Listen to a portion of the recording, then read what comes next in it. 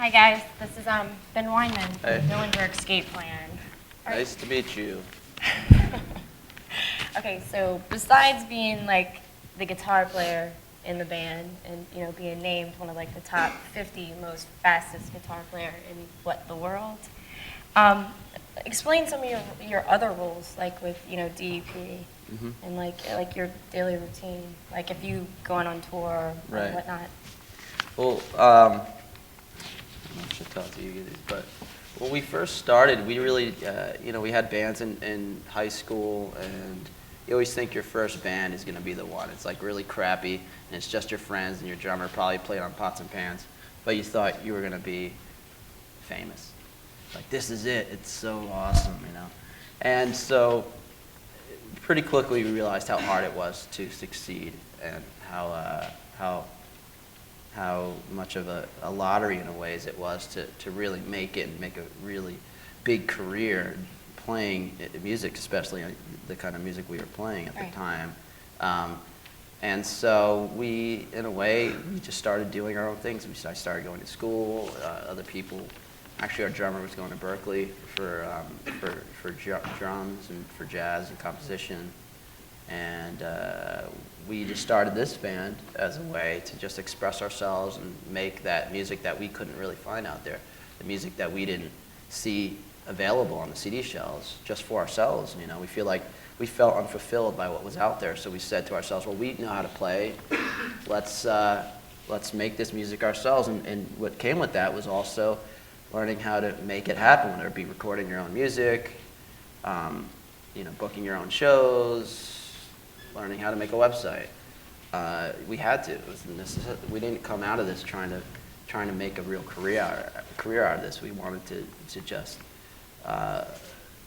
fulfill something that we felt needed to be fulfilled in ourselves. So from the start, I was always the guy that was, whether it be just making flyers or whatever, and then things started. Before I knew it, I graduated college. I had started working, and we were the tours were just happening. I mean, at one point, I started graduate school for business, and I constantly was missing class because I was going to Japan or Australia or doing all these amazing tours. And at some point, it just turned into a career. And we signed a record deal to a small indie who didn't really have a whole lot of resources as far as getting us to all these opportunities that were presenting themselves to us. And so I just became the manager. I started. It went from, like I said, getting a job in an office so I can use their copier, to putting plane tickets on my credit cards and booking buses and wheeling and dealing with people and light companies and trying to make real production and doing things that and even proofreading contracts and things like that. And most of it was learned through mistakes and making horrible decisions. And here I am, still doing it. Well, like besides that, you do like remixes, which I kind of find like a little bit interesting. Like, I think the new thing is that you remixed Lil Wayne's Lollipop track. So. Yeah, I've done a couple remixes for him, and he hasn't liked any of them. But I think they're good. But yeah, I mean, that's the thing. I feel like when you get into this business, you really just have to be flexible. And I think that's the key to success, because obviously you have to set some goals and go down a certain path, but you have to be willing to adjust that path. And within that, sometimes I think what you're going to end up doing chooses you, and I think it's very possible to be successful in this business. So like even But you have to be open to let these opportunities present themselves, and then let it snowball and go with them. And some of the things that have presented themselves to me through playing in this band are things like remixes and dealing with and doing production. And I've worked with. You did Thrice as well. Yeah, I did it thrice. I did production for Lou Pearlman, you might know, who formed the Backstreet Boys and NSYNC, and Britney, who's now in jail. For an interesting business approach that he had. I didn't get paid. But, it's been an interesting experience, definitely. Nice. Well, okay, so when DEP was coming up and you guys were like really being pursued by, record labels, what made you choose Relapse? Well, at the time, I think everybody's dream is just to have a CD on a shelf, like a real CD, instead of sitting at home copying CDs, or when I was doing it, copying tapes even. And so we, like I said, things kind of snowballed for us rather quickly. We didn't expect this band to do as well. And I think the fact that we stopped trying so hard is what made it actually work, as opposed to other bands. Other bands that we were in, we were trying to sound like the popular band at the time. We were fans of a certain type of music, so we tried to sound like that. And it just didn't work out. And when we stopped trying to do that, trying to impress, stop trying to target a specific audience, people saw that we were doing something real. And I feel like that's really what got interest. It was honest. It wasn't contrived. And so a couple labels got interested in us. A couple metal labels, underground metal labels, one of which was Relapse. And obviously there wasn't a whole lot of options. It's not like we were being courted by every major label. Our sound wasn't exactly marketable as far as what was going on at that time, definitely. So Relapse was interested. We were playing shows, we were booking our own shows, and we happened to get on a show with some other Relapse artists.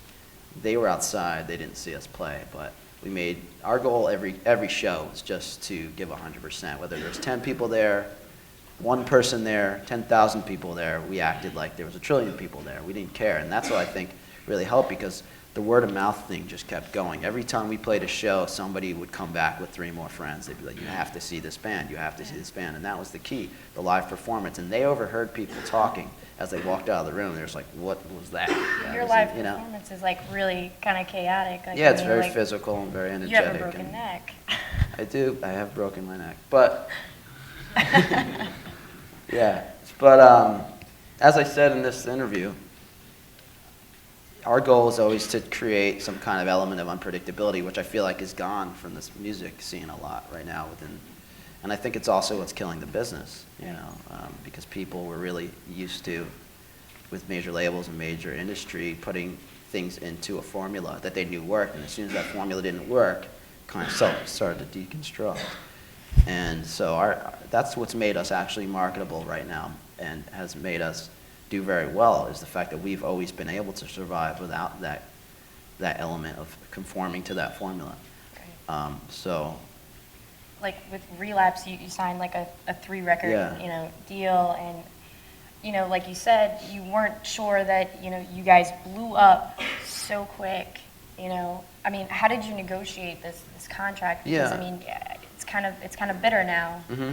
So. Well, no, I mean, the thing is that like I said, you really want to your goal is just to have a real CD and be real. You feel like that's real. You can go to a store and buy my music. I made it, and that's it. And obviously your goals change and your expectations change as things start to happen for you. So it was a very exciting time. Relapse, I was a fan of the music on Relapse. The label itself wasn't very big, but I was so into that underground music. I was so into like searching for those bands that it seemed like giant to me, because it was my world. At that age, it's just the soundtrack to your life.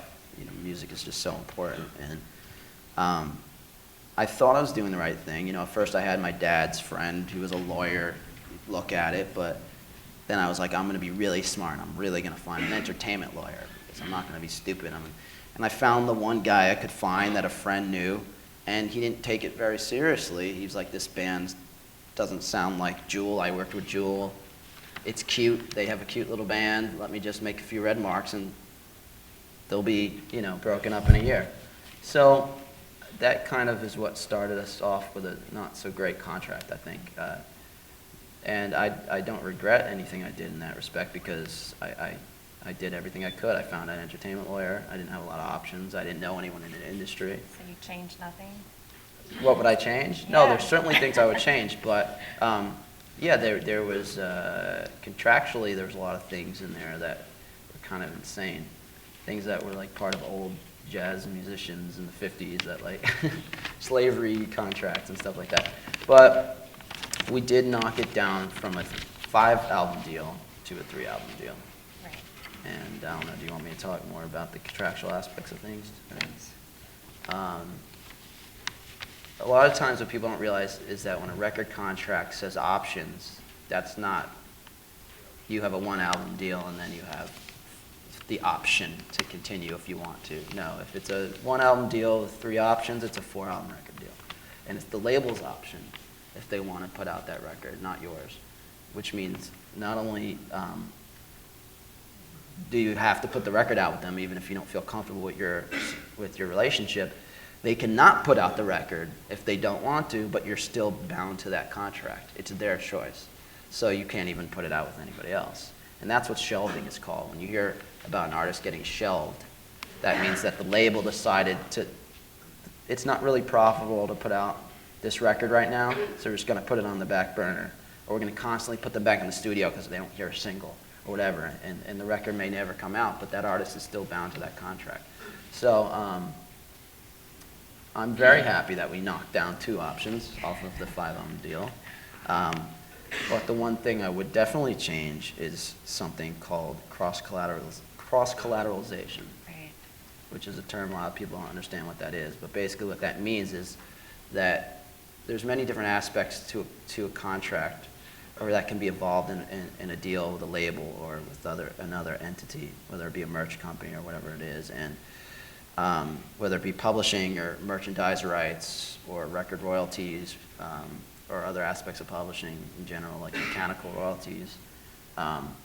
Cross-collateralization is when all those things are blended together so that they're all affecting each other equally from an accounting basis. So if you haven't made money in one respect, they can take it from another, or vice versa. If you haven't recouped from your record royalties, but you're owed mechanical royalties, they can take those mechanical royalties towards recouping your record royalties.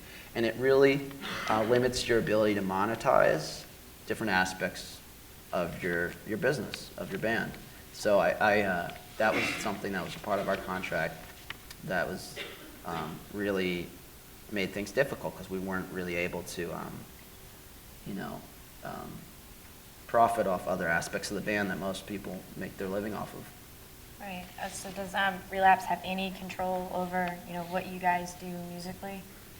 No, that's the good thing about being part of a smaller label, an independent label. They sign you under the expectations that you are going to be the band that they were when they met you, usually. And that's one of the really great points of being part of a smaller indie. There's usually a lot more artistic freedom, although there may be a glass ceiling as far as how big you might be able to take things or the resources they have for you. Usually artistically, it's a really good home. So now what? Like your contract's ended, so what's DEP gonna do now? Never do. Well, it's a cool time now, because although I think that for a band like us who's always taken creative routes and musically and business wise, now we're free and we've learned how to do it on our own terms and without the help of a lot of middlemen. And it's an exciting time because there's so many different avenues now to release your music, and we're in a position where we can take advantage of them. Yeah, you've been quoted to say that you don't necessarily need a manager in order to make it. Mm-hmm. Like the band can kind of do it yourself, and I mean you guys follow that. Yeah. You're basically the manager. Right. You're the everything. I mean, explain how you deal with that. I don't think it is for everyone. I don't think that every band should not have a manager. Some bands don't want to deal with that aspect of what they do. They just want to be artistic and stuff like that. And I've seen a lot of bands fail because of that, because they don't want to know. They just want someone to tell them what to do. We just want to play guitar or whatever. Tell me what to do. Tell me what to do. And that's, I think under any circumstances, there should be at least one person in the band who's proactive and gets involved and asks questions. And I think everyone should learn as much as they can about the business and to protect themselves. I think that it's obvious that nobody has your best interest in mind as well as you do. And so, that's the problem with managers. They usually have many other interests, whether it be other bands or the relationships that they have with people that they'll need for other bands or for other projects.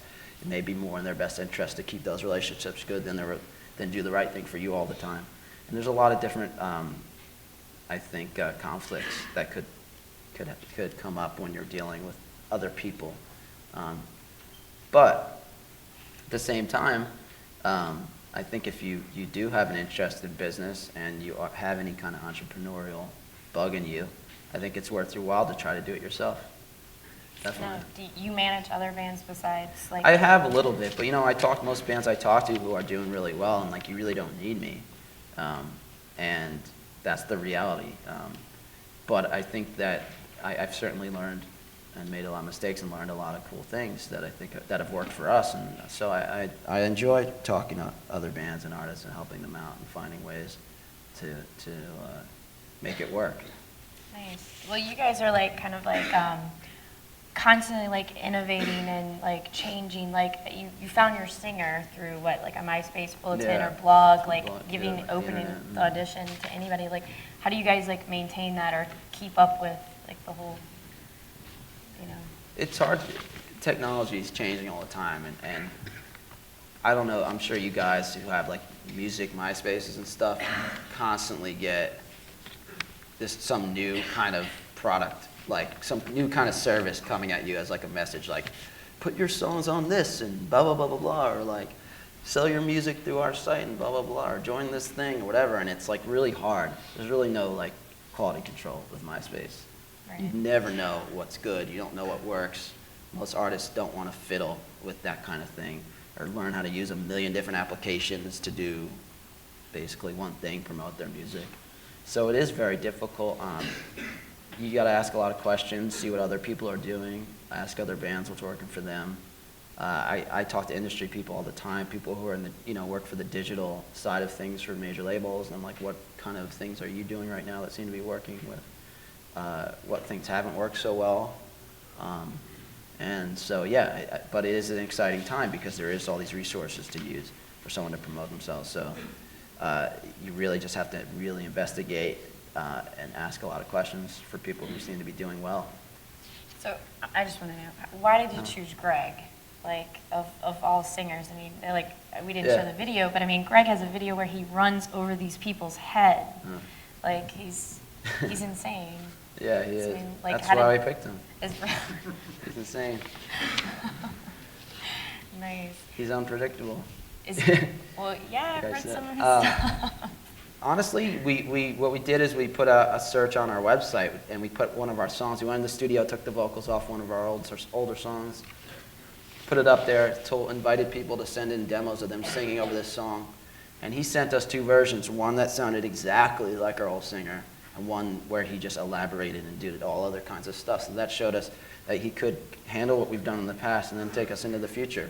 And so that was really why. I mean, we got really awesome submissions. I should put a CD of them.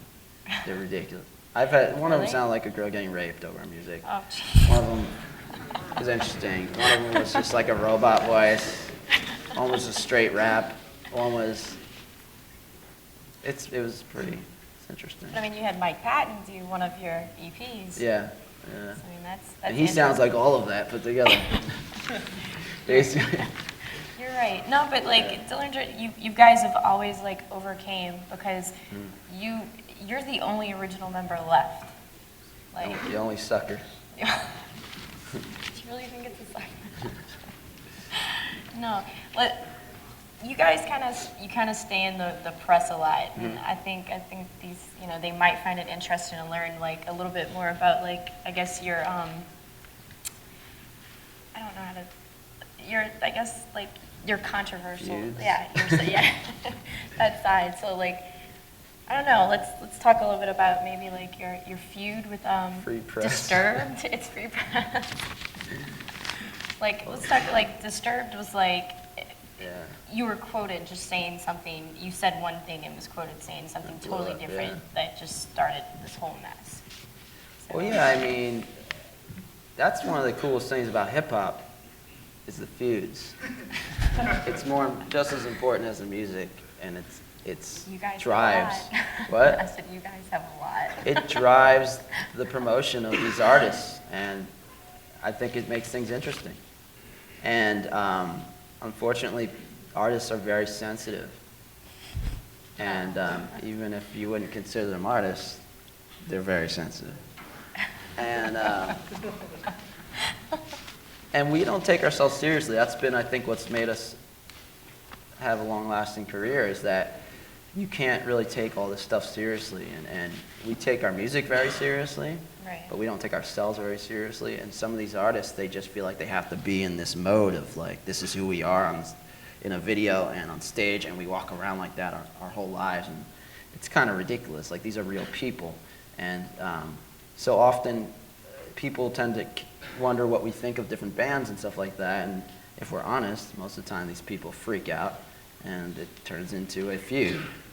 And we've learned that it's been great press for us, because when Disturbed got really upset with something we said in an interview, which wasn't even a knock on them, it was just an observation, and it was like one line in a giant interview that somehow... It was about practicing, what, stage performance? Yeah, right. I'd seen Disturbed, we'd played a show with them, they were sound checking, practicing, the singer was putting his foot up on monitors and like practicing like looks and stuff, and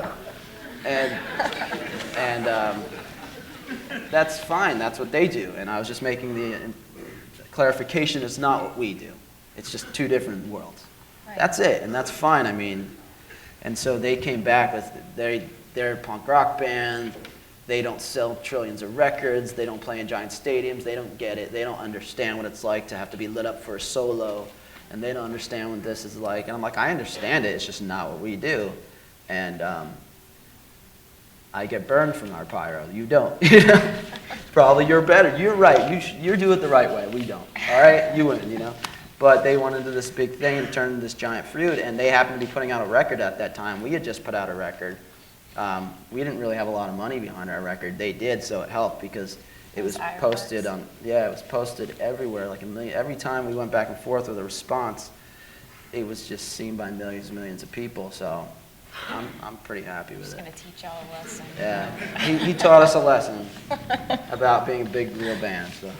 Nice. So, we'll get off the track of that, because, I mean, it's like, you guys, feuding with, you had something with Megadeth, Avenged Sevenfold, Papa Roach, the Coheed and Cambria with the drummer thing, like, do you want to, like, kind of maybe elaborate, like, on the contracts? No, I mean, it's silly. It's almost stupid to talk about it, because it's like these people are supposed to be so confident in themselves, and they come out on stage and they make these statements in interviews, and they're all about selling records, yet they care what a band like us has to say, and it's really ridiculous in a way, you know, because the fact is that all of us have more in common, whether we like each other's music, or we like what music we all listen to, or we have the same opinions on things. We still all have more in common with each other than some guy on the street, you know, working at Staples or whatever, because we all have passion. We all have extreme passion for what we do, and for music, and for music business or whatever. And so what these people don't seem to understand is, like, I would probably sit down with that guy from Disturbed and could probably talk for hours, and we'd probably get along, even though I think his band sucks. That's fine. So what? He probably thinks my band sounds like garbage cans hitting each other, falling downstairs. Fine. I don't care, you know? And I think that's just, I don't know what you want to call it, but it creates an interesting, you know, and press loves that stuff. And press loves that stuff, and they like to distort things. They like to focus on certain things, and that's something I've learned the hard way. These people are not your friends, these press guys, even if the camera's off and this and that, whatever, and you're just shooting the shit, they're going to take whatever you say and put it in an interview. And it's happened to me constantly, and some of it I regret, and some of it I don't, and it is what it is, you know. So, what do you think of the state of the music industry, you know, now? I mean, do you think, I mean, metal's always kind of just, you know, maintained at a really good level. I mean, do you think that, you know, DEP is going to be affected by any of, like, all these labels going under and the constant changes and everything? I think well, everybody's affected by the state of things, and now it's gone beyond the music business. It's like, you know, people can't even take a tour bus on tour anymore because the gas is too expensive. And so, I mean, everybody's getting affected by some element of this, and people not buying records doesn't help, that's for sure. But we've been able to survive a little bit better than some of the other bands that have relied on labels supporting them with a lot of tour support, a lot of promotional money. I know artists who are twice the size of us, 3 times the size of us. We're friends with, who make half the money as we do because of the way that we've done things. And so we're lucky enough to have been put, I think it's a lucky situation that we weren't on some big label with major marketing and this and that, and we happen to still do pretty well and have to learn how to do things on our own, because now we still do very well, and we've learned creative ways of monetizing that word I said, I'll probably say it a million times, but monetizing every aspect of your popularity is what's really important. And right now people are making money off celebrity, not off record sales, you know, and that's something I learned very quickly. I managed for a while like a MySpace star, this guy Jeffree Star. He's kind of like a cross-dresser, Tila Tequila, and he doesn't have any talent, but he's famous. And in the time that I worked with him, in the 2 years I was working with him, he was homeless, working at the MAC makeup counter, to making 6 figures. And we had no major label, we had no publicists.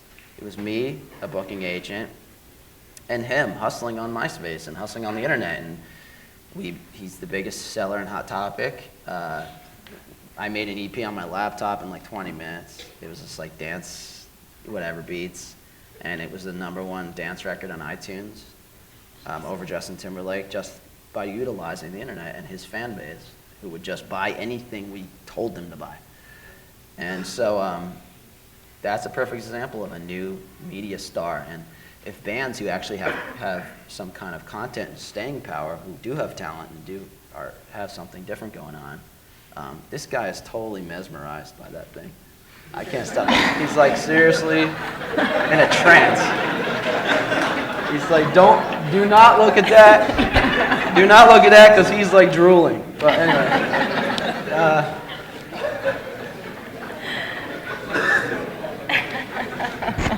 Wow. Making you vote for McCain right now.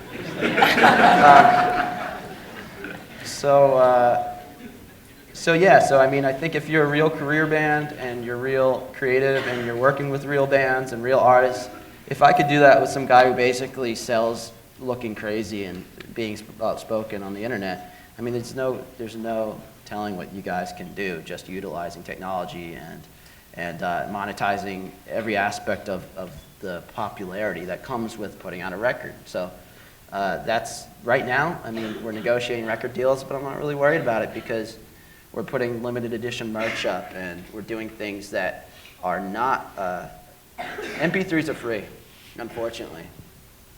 And hopefully you can create a product that is interesting enough for people to want layouts and posters and t-shirts and everything else that comes along with music. What? Cameras. That did not work out very well. But it was a good idea. I thought so. I thought it was good.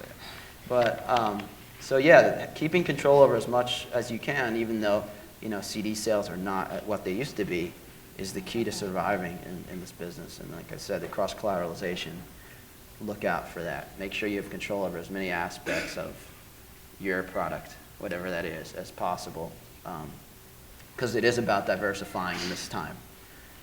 With stocks, or not with stocks, or whatever else you invest your money in, and with your business and your music. You have to have a piece of every little thing to survive, and that's the key, and that's what we've done. And so I'm not really worried about it, If you guys have any questions, feel free to interject. If not, we're gonna just ramble on. Yeah. Hi, I was just wondering what your thoughts on people downloading your music, and how you feel like torrenting your music, and ways to make money and overcome that. Like how I feel about people downloading? How you feel about it, yeah, basically. Yeah, well, I mean, for a band like us, it's been more important. We've been a live band. We've made our living off of playing live and selling shirts and stuff like that. So in a way, people downloading our music and sharing it has what's been the key to our survival. So I can't really knock it that much, to be honest with you. I'd rather someone get it for free than not get it at all. And often it's that download which makes them then go buy your whole catalog or buy some vinyl. Or like I said, buy a shirt where we definitely profit way more than off of a CD sale. It also, you know, and that's the reality of it. It definitely hurts us. It definitely hurts bands like us a great deal because, unfortunately, while the industry people claim they're on top of it and it's everybody else who screwed everything up and they're part of the solution and not a part of the problem, the reality is these people still look up sound scans constantly for everything. If you're going to if you're up for a tour, if they want to take your shirt into their store, if they want to sign you or give you a publishing deal or put you in a commercial or whatever else you're trying to do, unfortunately, people continue to look at these sound scans of how many records you're selling, even though they all admit that it doesn't matter anymore. Well, they still seem to think it does. And so, fortunately, you know, the fact is our fans are much more savvy than most. The people who don't seem to be affected by downloading as much tend to be like country bands and stuff like that. And so it definitely hurts us, but at the same time, the reality is that I'd much rather somebody have it than not have it and come to a show and check out what we do. And so, like I said, it's more about monetizing all the aspects of your popularity, and there's no better way to be popular than people trading your music. You guys' sound scan figures are kind of like all wrong. I mean, does that affect you guys too? Like, I mean. Yeah, like I said, people, regardless of what they say about how sounds, I mean, the shelf space for CDs has been literally cut in half in like a year and a half. Like in half. And if you walk into Best Buy, you see it. What used to be like 7 rows of CDs is now 2 rows of CDs and more iPod accessories. And that's the reality. So, I mean, everyone's sound scans are going to cut in half because there's half the places for a CD to be, regardless. You know, sink with the ship or get on the ark. The gods are angry. How did you come into contact with Mike Patton, and what was it like working with him? That was a real honor because I grew up listening to Faith No More and Mr. Bungle and all his stuff, and later, you know, the avant-garde stuff he's done with John Zorn, and he heard one of our CDs before we even put out a full-length record. He kind of took us under his wing and put us on tour with Mr. Bungle, and I learned so much from that tour. He was so professional. They recreated every sound on that record, whether it be mandolins to lap steels to full percussion setups, and they really put on a show. And he was riding around in a van, staying in cheap hotels, and putting on a great show and making a lot of money. And that was like my first, like, wow, I got it. This is how you do it. He is doing it the right way. He's making his own label. He's completely prolific, puts out tons of music, does it his way, puts out a record that most people will probably hate, but he likes it one day, puts out a record with Norah Jones the next day. That's the way. That's the way. So he took us on tour, took us under his wing a little bit. I met him there, obviously, kept in touch with him. We always thought it would make sense for us to do a project together. When we were in between singers, just the timing worked out and we did an EP together. So it was amazing working with him. It was a real collaborative, and that was really great to be considered a peer with one of my heroes, and it was cool. I had another one. Has Aphex Twin ever mentioned y'all's cover of Come to Daddy? Has he ever given a thumbs up on that? I think Aphex Twin is just so cool that he would never admit to ever hearing anything outside of his like tank that he lives in. He probably says that he only is influenced by, you know, like water dripping, you know. So I've never heard anything from his camp. No.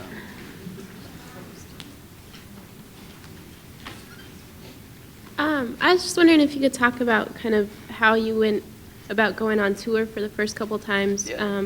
Did you jump into going national or did you stay regional? And also when you went international, you said Australia and Japan. How do you like get into that? How do you just like one day call up the Australian venues that you don't know about? Like how does that process work? Yeah, well, like I said, it is a real snowball and things just will start happening. And I was telling you this story about our first tour. At the time when we first tried to book our first tour, people didn't really have cell phones. I'm old. People didn't really have cell phones. There was like beepers if you were a drug dealer or something. And so that was how we rolled back then, you know. And so it was really hard to contact people. There wasn't MySpaces and all this stuff. There were message boards. There were starting for forums for people who were really into underground music. There were a lot of kids in the underground putting on shows themselves. And that's what got us involved in punk rock and hardcore, even though we came from, you know, I was listening to anything from like real heavy metal to like prog and like things like King Crimson or something like that. And then we got involved with punk and underground because we couldn't get shows in the real music world, because how did you get to in a club and all this stuff if you didn't have any fan base? And then we found this world where these kids were renting VFW halls and putting on shows in their garages when their parents are away or whatever, or you know, in their parents' business in the back, and they were just the people who loved the music, were doing the music, making the shows, starting record labels, doing fanzines and writing about the bands, and there was a real scene. And so there were message boards, the internet was kind of going on, and there was places for these people who were into that same kind of music to talk, and we just collected as many numbers for kids who were doing shows around the East Coast initially as possible. And we made these things called, in the scene, we had these things called phone dialers, which were, you made them at Radio Shack, and you could buy the little chip and like rig this thing that actually emulated a quarter going to a payphone. And it just went like do-do-do-do-do-do-do-do-do, and the phone thought you were putting quarters into it. And because nobody could afford, we didn't have payphones. I mean, we didn't have cell phones, we didn't have like plans and stuff like that. And none of these kids, that we were all just kids with like part-time jobs, trying to book these tours, and so we literally sat at a pizza place calling.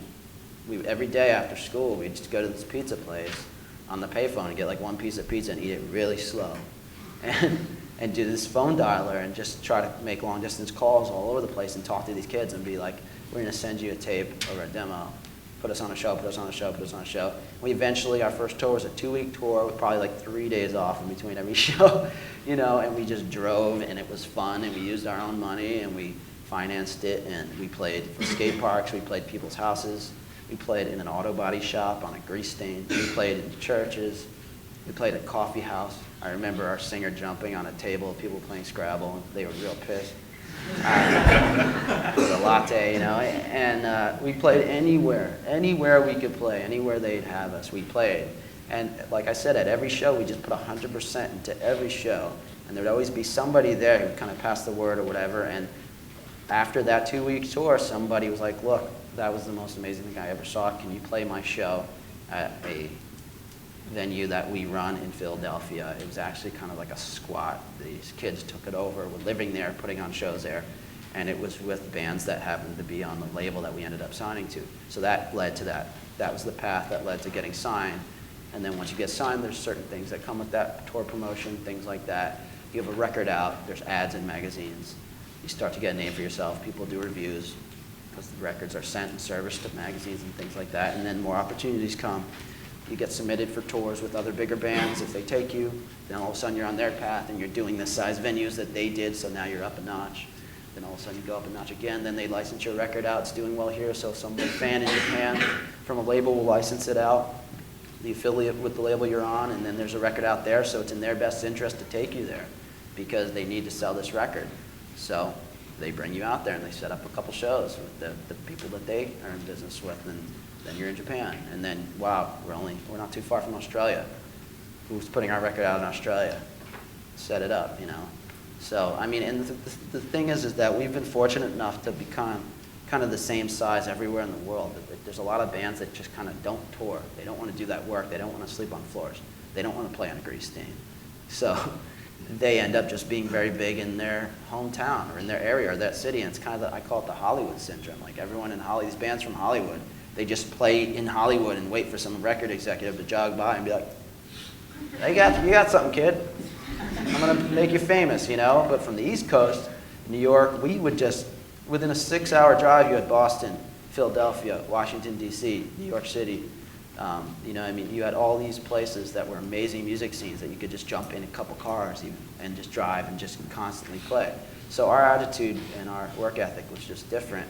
And so we've always just toured as much as possible because we didn't make money off record sales. So fortunately enough, we've become the same. Every major city, we're pretty much the same size, whether it's Sydney, Tokyo, London, New York, LA.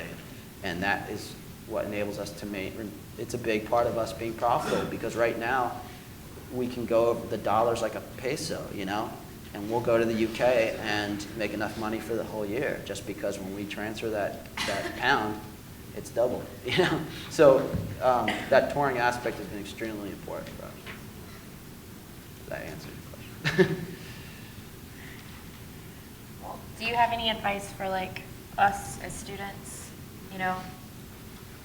Besides don't get into the music industry. No, you should get into the music industry, but I know that some of you guys are strictly like here for business. Some of you guys are performance people or jazz, and you got to play jazz. You know, play jazz with your career. That's the key. Well, that's where your roots come from. I mean, you're a mathcore band, right? I guess. That's what it's labeled on the Right. internet. And so, like, you know, it's like between you, Miss Sugar, and Well, yeah, the way of jazz has been a big influence on the way we do things. Just thinking outside the box, no boundaries, doing things your own way.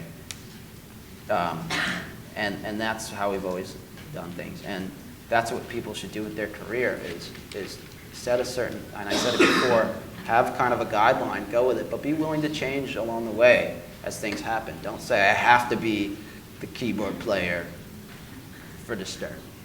You know, that's what I want, that's it, you know? Or I have to run a major record label, and it has to be a subsidiary of Universal, and that's it. That's what I'm doing. You know, like have some realistic goals, and as you go, and as things start to happen, be willing to reshape your plan and your game plan, and adjust and maintain a certain set of values, but within that, be willing to adjust and mold to what opportunities present themselves. And then I've been working with some kind of industry veteran guys for a while on some projects. One of them being Rich Isaacson, who started Loud Records, who signed the Wu-Tang Clan, 3 6 Mafia. He knew nothing about hip hop. He got offices in New York and put street kids in cubicles and said, "Who do I sign? Who's hot on the streets?" They said the Wu-Tang Clan mixtape. It's the bomb. You gotta sign Wu-Tang. So he's like, okay, you know. And then this other guy, Jerry Blair, who was VP at Columbia, he co-managed Mariah Carey. He was behind the whole Latin crossover, Ricky Martin and Shakira and all that stuff. And those guys, and I always ask those guys, I'm like, so how do you make it? You know, so what do you think it is making it? And they're like, luck. They are straight up like luck. But once you get that luck, don't fuck it up. Be smart. So you just have to be willing to go where it takes you. And when you get that break, whatever it is, turn that into success and snowball that into more things. And that's what I think the key is. well, like, how have you guys maintained your luck? Because obviously you've had none. I mean, you've lost like musicians, like all on the way. Yeah, it's been tough, but we've always persevered. We've always never given up. So that's the key. Any other stories you can tell? No, that's about it. Unless you have anything else.